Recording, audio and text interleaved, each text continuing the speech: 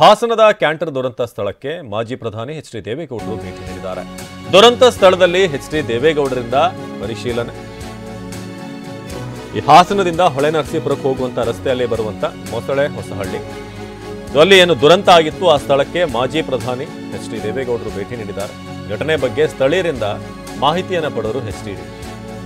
ಅಧಿಕಾರಿಗಳು ಸ್ಥಳೀಯರಿಂದ ಘಟನೆಯ ಬಗ್ಗೆ ಮಾಹಿತಿಯನ್ನು ಪಡ್ಕೊಂಡ್ರು. ಹೇಗಾಯಿತು ಏನು, ಜೊತೆಗೆ ಎಷ್ಟು ಜನ ಗಾಯಗೊಂಡಿದ್ದಾರೆ, ಸಾವನ್ನಪ್ಪಿರೋರು ನೀವೀಗ ನೋಡ್ತಾ ಇದ್ದೀರಾ.